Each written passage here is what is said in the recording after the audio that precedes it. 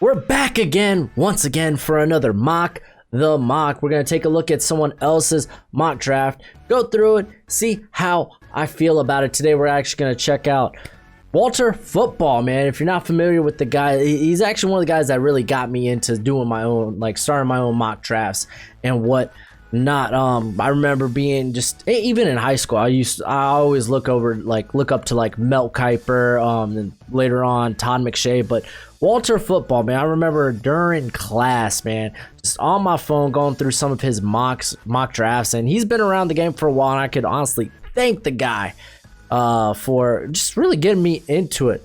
With that being said, we'll always agree with everybody's opinion. You won't agree with my opinion, so this is no hate. I'm just gonna go over this mock draft and give you my opinion on it. But before we dive in, what's crack-a-lackin'? It's your boy Broshmo. Just in case you did not know, so go ahead, become a bro and subscribe. Leave that thumbs up if you enjoy the content. It really helps the channel out if you hit that thumbs up on the video, so I encourage you to do so. And while you're at it, hit the pretty red subscribe button. You can leave me anytime you want, but you won't want to because I'm that dang entertaining and I'm that darn good. And I got my voice back this week, so I'll be able to babble a lot more. I am on the Flick Sports app, so it's in the link in the description. It's basically football Discord. Join my group. It is the Never Too Early Draft group. That's right. We sit there and we just talk some nice college football and NFL draft, and it's oh so good. And we talk about the NFL because NFL kind of has implications on the draft. Who would have thought, right? So without further ado, we're gonna go and we're gonna check out Walter's draft. He just released this Monday, so let's do the dang thing. We're switching on over. First pick, the New York Football Jets. Jets. Jets. They go Trevor Lawrence. I don't think there's a way you can really dispute this pick. It just makes sense. I mean, he's the best prospect in this draft. He's the best quarterback prospect we've seen for a while. The Jets, Sam Darnold, he's kind of been ran into the ground. They'll probably move on from him, and I don't see them trading out of this pick. So it's kind of undisputed at this point. Next, he goes to the Jacksonville Jaguars, and we are looking at, I'm going to scroll down real quick because I don't want to look at the next pick. But Justin Fields, another pick I don't think we could really dispute with. I mean, I know Fields, he had the bad game against Indiana, threw 3 picks, but I mean, for most part, the guy is a phenomenal prospect. One bad game ain't really gonna change my position on that. I love Fields as a prospect, and yeah, Gardner Minshew, it was awesome. It was cool while it lasts. Uncle Rico, you will always be forever in my heart. But they're picking 2. They're gonna go Fields, and then here's the first curveball here, or at least in my opinion, is Trey Lance going to the Washington football team. Shame on you, man. Get an update on that logo. But Washington football team, Trey Lance. Trey Lance was once thought to be the quarterback 3. Now things are a bit murky with Zach Wilson kind of in there. And then, I mean, Kyle Trask is being talked about a bunch too as a potential first-round quarterback. So, I don't know. And with Alex Smith looking as good as he does now, I don't think they have to go quarterback here. They could kind of prepare for the next man up. Maybe even pick a guy in the 2022 draft. They could pick another guy later in this draft, honestly. So Penei Sewell for me is kind of hard to pass up. But again, that's just my take on it. We all have good takes. We all have bad takes. It is what it is. All right, on to the next one. This site does not want me to scroll down. What do you have going on? Cowboys, Penei Sewell. I can't really argue too much with this pick. I mean, it just makes sense. If he's available, yeah, he's quite arguably the best prospect in this draft. If you don't take in positional value, he's probably one of the safest. I mean, Smith, the guy, I mean, he's often hurt now. He's getting older in years, so why not go ahead and replace him? I mean, it makes sense. Next, we got the Los Angeles Chargers going Gregory Rousseau. Gregory Rousseau is a phenomenal prospect. The only thing I really got to say about this is I think I have Kwity Paye higher on my board. Basically, Kwity Paye came out this year and did what I really wish Rousseau could have done. Instead of opting out, I know he did a lot of that because of his family.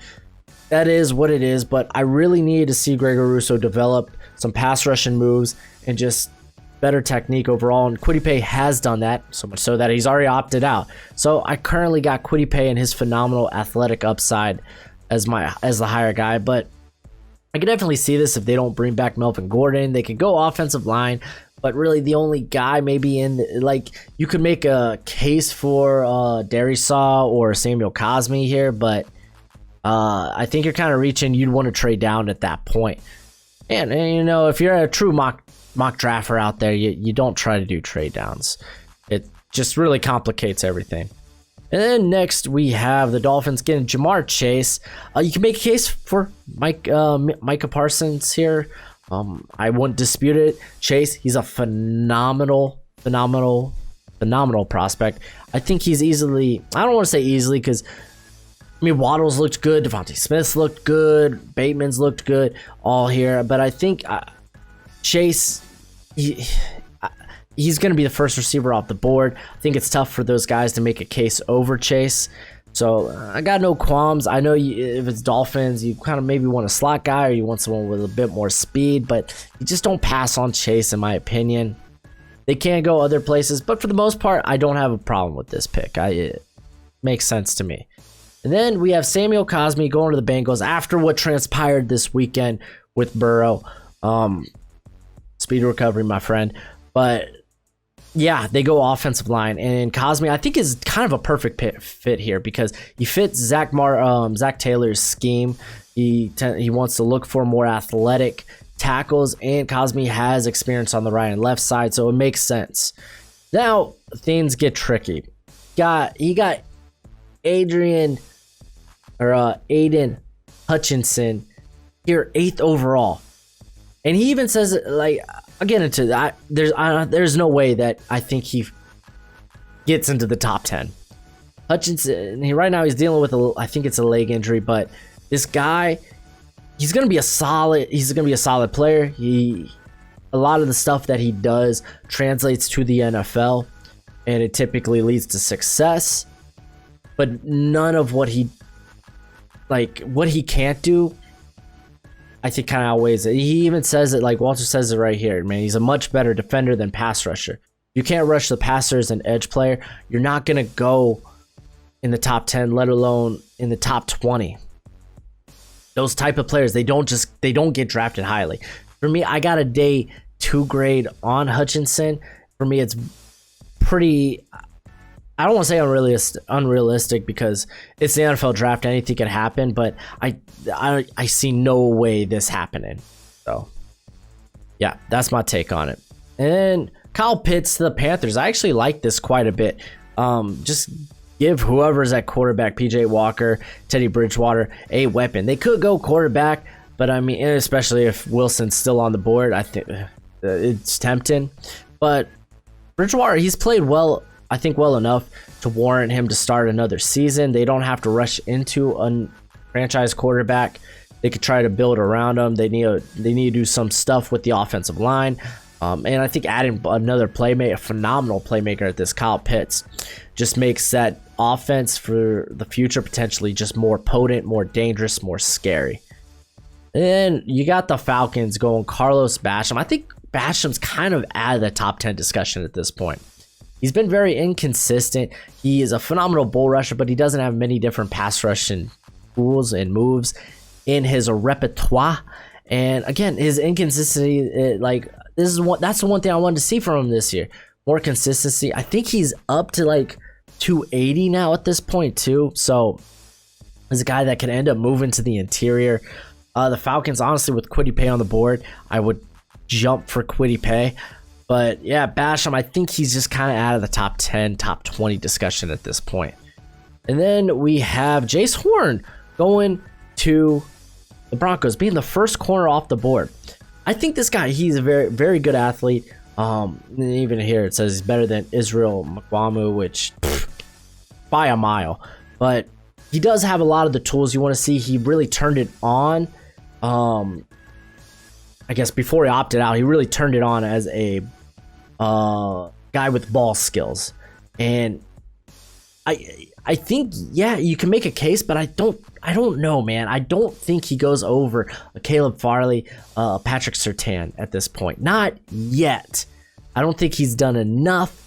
But again, he's got the tools. Again, guys with elite cornerback tools, they get overdrafted. We saw it, like, I don't want to say CJ Henderson was overdrafted, but no one really saw him as a top 10 pick till really after the combine, where it's like his tools were phenomenal. So again, that could happen to Horn.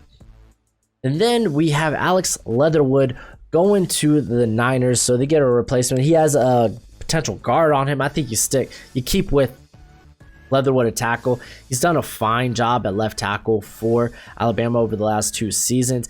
There's nothing real flashy about his game. He's just very consistent.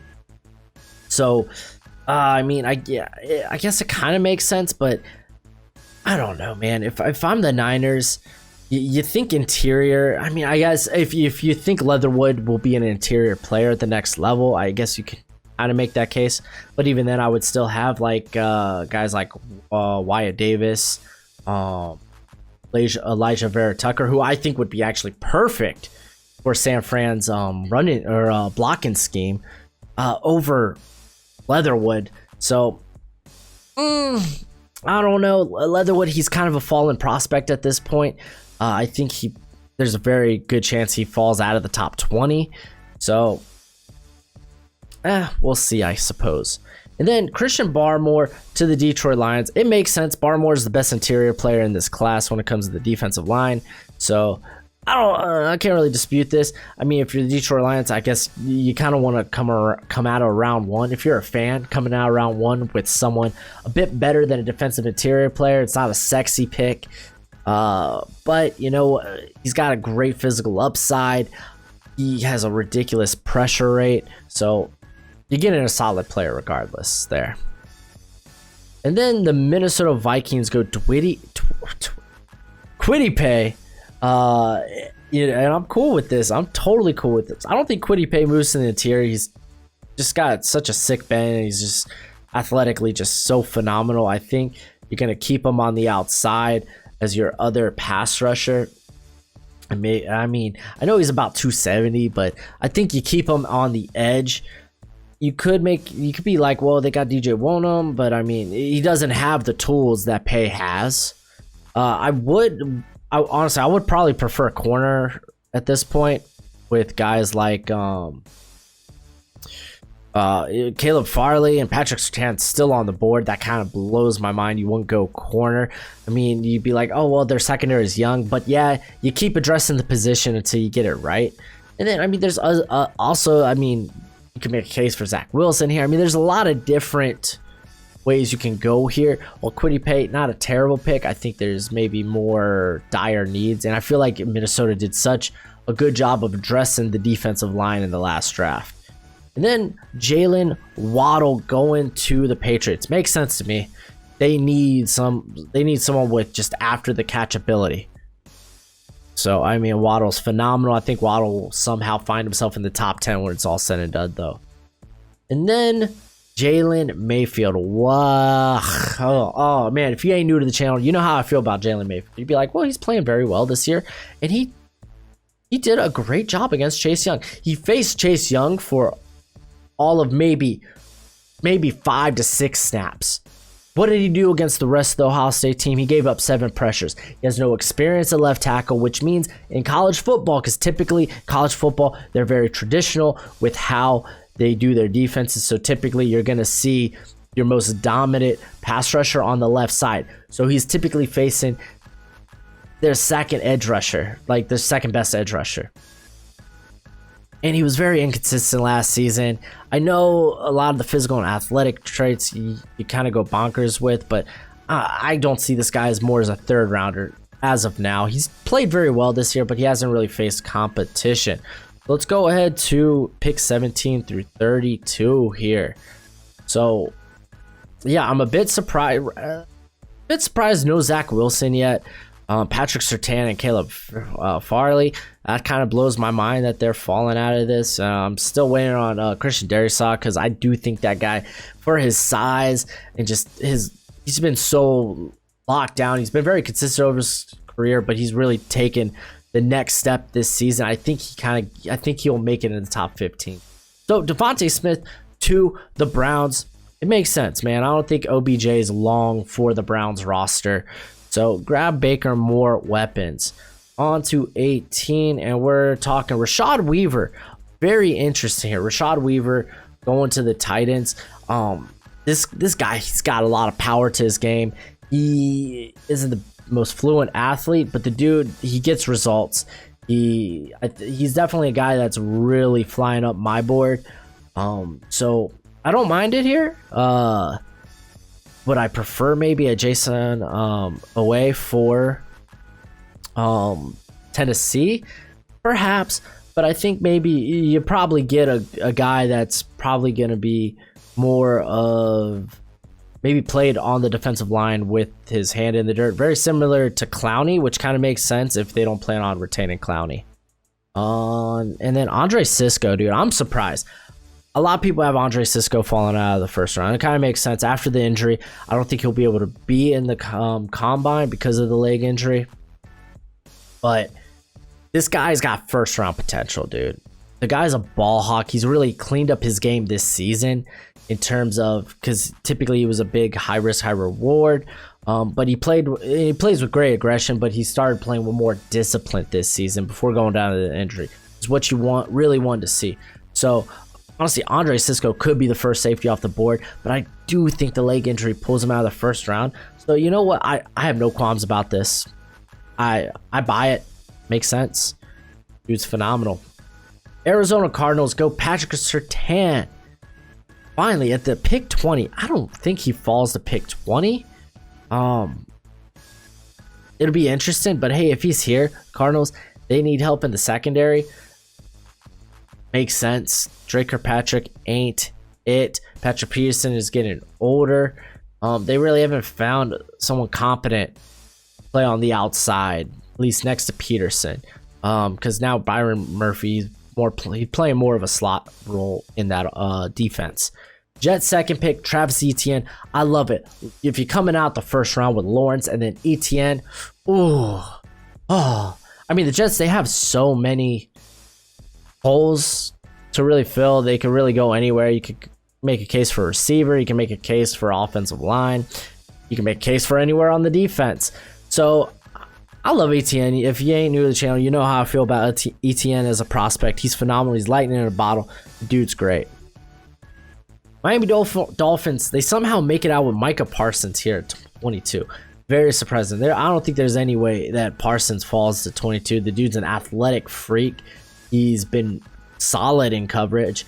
This dude's a phenomenal pass rush. I don't know how he slips out of the top 10, so I'm a bit lost here. But hey, if the Dolphins could get him, cool with that. Coming out with Waddle and Parsons. And honestly, after the injury to Waddle, I think you could probably flip these picks and it would make a little bit more sense.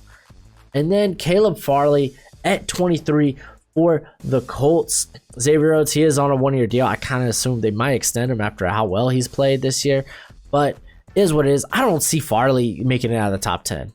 The guy's got elite cornerback traits. It's really hard to pass on that. Like I said, CJ Henderson literally flew up draft boards after the combine. I assume if Farley tests out how everyone expects him to, he's going to be a top 10 pick. So I don't know. It's kind of hard to believe he ends up at 23. Baltimore Ravens go Terrence Marshall Jr.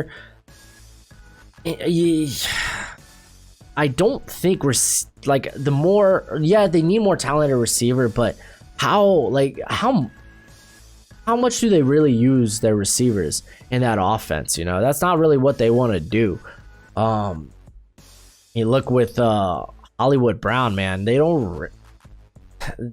I think that that whole offense is predicated on being able to run the ball and run the ball successfully. So I think if they're going to make a move, maybe they try to look towards the offensive interior, or maybe they go defense. But I mean, a receiver, it does make sense. They do. Willie Snead,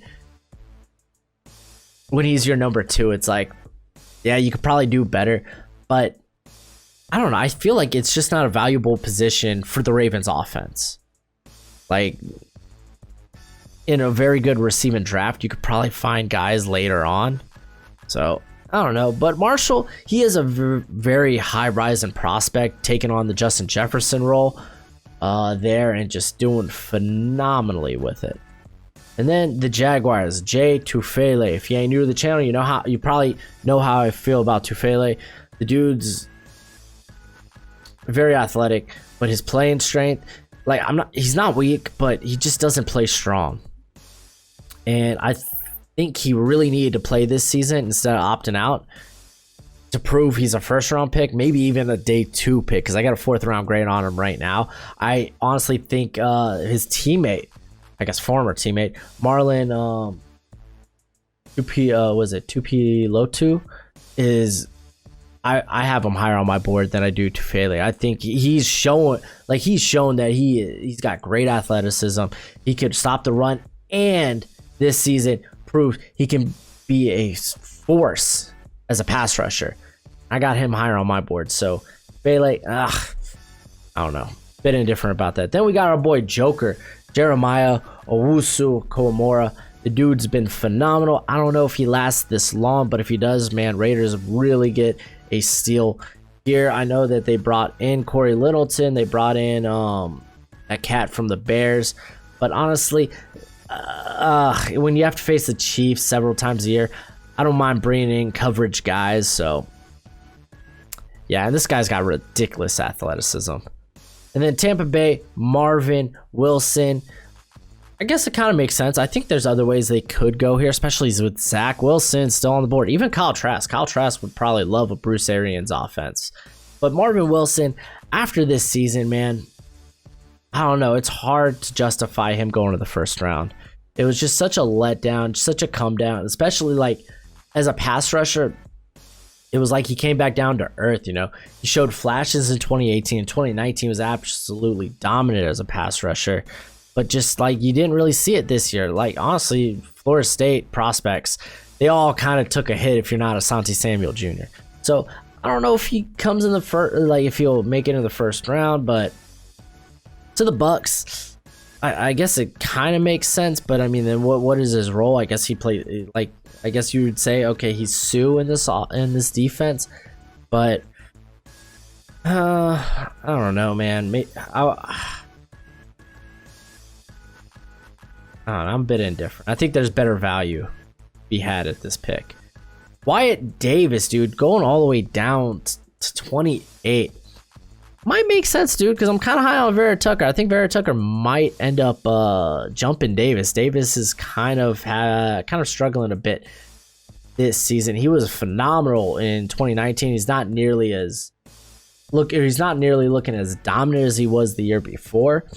But still, he's a great prospect. Kind of makes sense after Spain got released. Cody Ford, he's not really cutting it there on the interior. So, yeah, makes sense to me. Green Bay Packers going Chris Olave, out of Ohio State. With Rashad Bateman still on the board, I think you get a better receiver in Bateman at this point. Olave, like they're real similar in terms of what they bring to the table. They're very good separators, not the greatest athletes, but I think the difference is after contact and after the catch, Bateman much better. So I don't know, I kind of would side with Bateman. At 30, Chiefs, they go Tyson Campbell. So corner help kind of makes sense. I'm starting to be a little bit higher on Darion Kendrick, but Campbell, he's right up there. This corner class is very good, so it's kind of like, get who you want. Then Paris Ford to the Saints. I like Ford. I think he's a day 2 guy, though. I think he's gonna end up being a slot corner when it's all said and done, or a box safety. Probably more likely a slot corner. He plays with. He's just like very aggressive, very phenomenal. And before he opted out, he really showed this season, hey guys, I can wrap up, because missed tackles was a huge part of his game. I still don't think he's a first rounder though, but he is a good prospect to the Saints. I guess if you plan on moving Chauncey Gardner Jr. to the Malcolm Jenkins role, kind of play more in the box, and then have Paris Ford, at the slot, or maybe you could even do it vice versa. I don't know. Very interesting though. Then the final pick, Kyle Trask to the Steelers. Where the heck is Zach Wilson? That is probably the biggest thing that puzzles me. Like, okay, Darius Saw doesn't make it. Okay, not everyone's, you know, high on him yet. You know, I feel like if you're not high on him yet, you're kind of late to the party. But no Zach Wilson, no Mormon Marino, no Mormon Mahomes. The dude's gonna be a first-round pick. The guy, he's got special arm talent. Some of the throws he makes are just ridiculous. And I mean, the power he puts behind the ball, even off his back foot, across his body, like, he makes some great throws. You could say, oh, I mean, the competition ain't great. Yeah, but them throws are just... So, yeah, I don't know. I don't think Kyle Trask is going to jump Zach Wilson at this point unless Zach Wilson has a complete meltdown if he makes the playoffs. But I think that probably is the most surprising thing. No Zach Wilson in this mock draft. Aiden Hutchinson going so high, top 10. It really blows my mind. How late Farley and Surtain ended up going in this one really was a bit surprising. And then then Jace Horn just jumping them. I get some people are real high on Jace Horn, so that makes sense. But Ford being the first safety off the board, I think not really. Javon Holland's really good. Trevon Moehrig. I actually had Andre Cisco, so Andre Cisco was the first safety, so I take that back. But even then, like him coming off the injury, I think you still got. I think Holland and Moehrig are still guys that'll go ahead of him. So interesting. No Dylan Moses. Which, I mean, I think Dylan Moses is more of a day 2 guy at this point. Just, you could tell, you know, he's struggling mightily in coverage. This is his first year back, missed all of 2019. So, I mean, maybe shaking off a little bit of rust, but also he's playing a different role in that defense. So, again, a lot of his stuff is athletic and physical upside. But, that's it for the video. That's all I got for you. Go ahead, leave your comment below in the comment section below. Haha. And yeah, we'll have an NFL redo. What year? I'll find out tomorrow when I check how the polls are looking. But until next time, you be easy, my friends. Later.